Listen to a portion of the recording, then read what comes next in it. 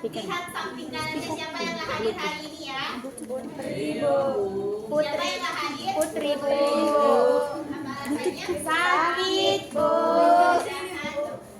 Mudah-mudahan cepat sembuh ya. Iya, Bu. Nah, sebelum memulai pembelajaran, Ibu ada memberikan sedikit kata-kata motivasi untuk meningkatkan minat anak-anak Ibu, yaitu kegagalan adalah kunci atau langkah pertama untuk meraih sebuah kesuksesan.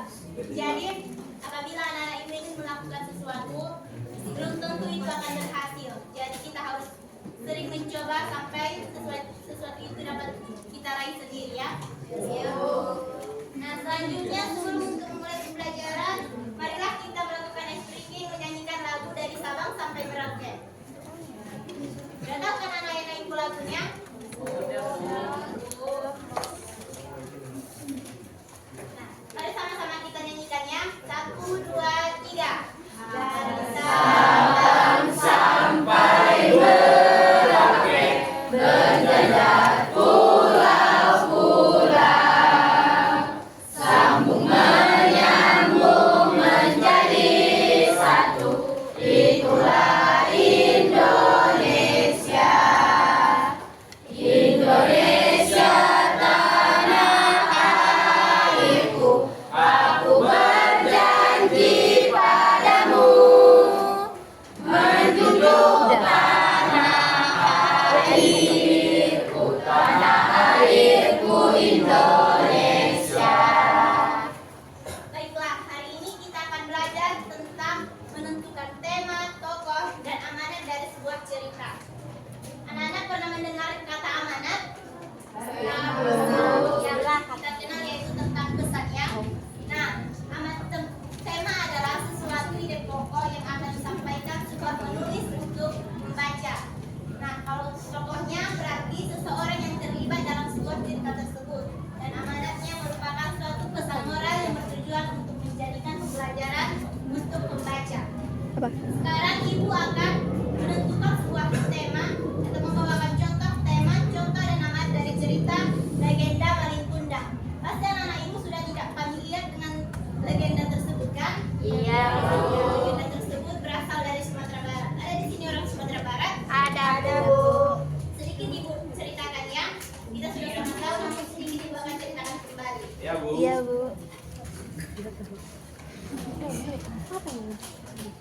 Dahulu kala di Padang Sumatera Barat, tepatnya di perkampungan Nanti Pantai dikasih breaking Mani, dia.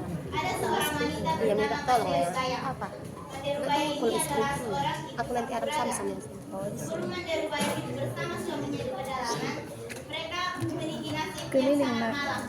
Di tempat itu, suami Made Rubaya hanya seorang nelayan dan istrinya hanya tinggal di rumah bersama seorang anaknya yang bernama Sampuraga. Sampuraga merupakan anak yang sangat baik. Ia selalu membantu ibunya mengerjakan pekerjaan rumah dan senantiasa menurut apa yang ibunya sampaikan kepadanya. Berdua dia mengabsen. Suatu hari ketika Sampuraga beranjak dewasa, ia memikirkan nasib tentang keluarganya. Ia berpikir dan berkata, "Duh, gimana ya? Kalau seperti ini saja, kapan kami akan merasakan hal yang baik?" Ia ingin merubah nasib keluarganya, yaitu dengan berpikir untuk pergi merantau. Lalu ia berkata kepada ibunya, "Ibu, bolehkah ibu izinkan untuk pergi merantau?" Lalu ibunya hanya terdiam lalu berkata, "Nah, kamu hanya anak sematawayang kami. Apa yang akan terjadi? Bagaimana kami akan mencari kabarmu jika kamu pergi meninggalkan kami?" Kata Sampuraga kepada ibunya. Ia berkata, Ibu percaya saja, ketika aku sukses nanti, aku akan kembali dan mengangkat derajat keluarga kita." Ibunya lalu ridho dan berkata, ya Tuhanku, lindungilah anakku dari segala macam bara bahaya." Singkat ceritanya, Sampuraga pun pergi merantau dan selama beberapa tahun ia menjadi seorang pemuda yang sukses. Dikarenakan sifat jujur dan juga rajinnya, ia diangkat menjadi seorang tangan kanan ataupun kepercayaan dari seorang raja di daerah tersebut. Lalu raja tersebut memiliki seorang putri. Ia ingin menjodohkan putrinya tersebut dengan Sampuraga. Lalu Sampuraga berkata kepada raja bahwa ia tidak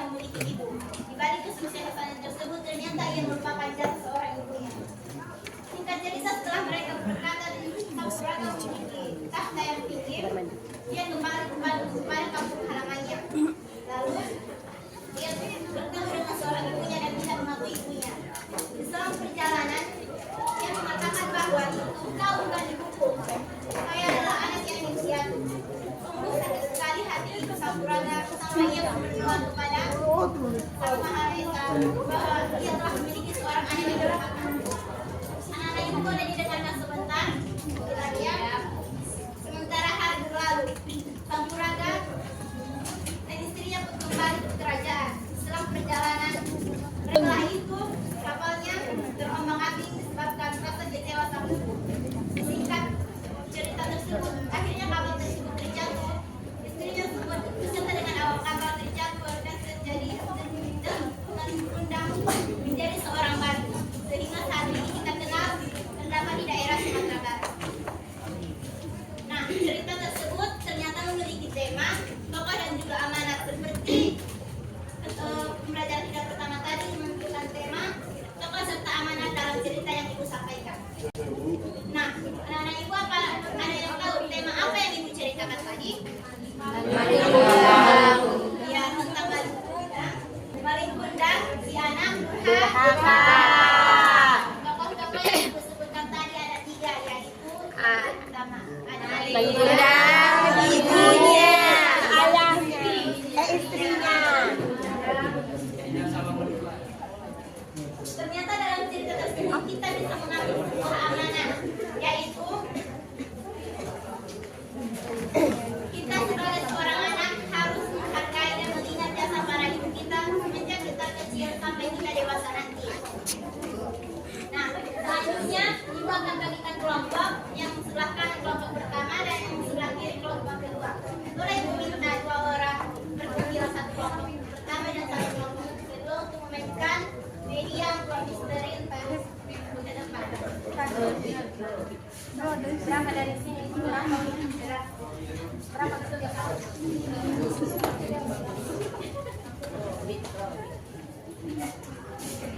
Ya, permainan ini dimainkan darinya, angka berapa yang keluar dia adalah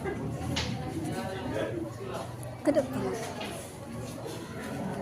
dibacakan ke depan. Cerita Timun. Yang kelompok pertama memegang cerita Timun Mas, yang kedua silakan.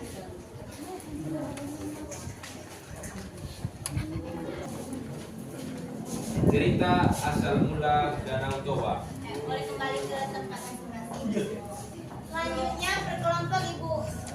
Persilahkan untuk menentukan tema, tokoh, dan amanah dari cerita masing-masing yang telah diterima. Tadi sebelah kanan cerita tentang apa? Timun Mas, Bu. Ya, didiskusikan. Aku minta 2 menit ya.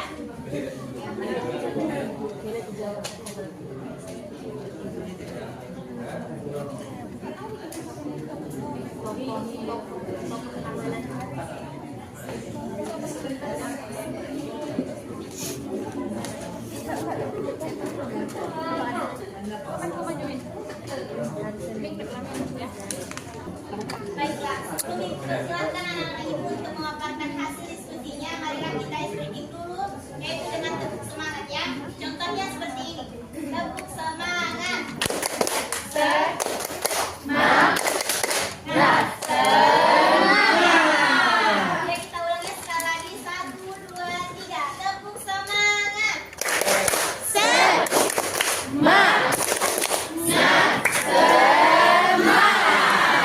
Baiklah, untuk perwakilan kelompok pertama, boleh memaparkan hasil materi yang didapat, Nak. Tentang tema, tokoh, dan amanat dari cerita Timun Mas.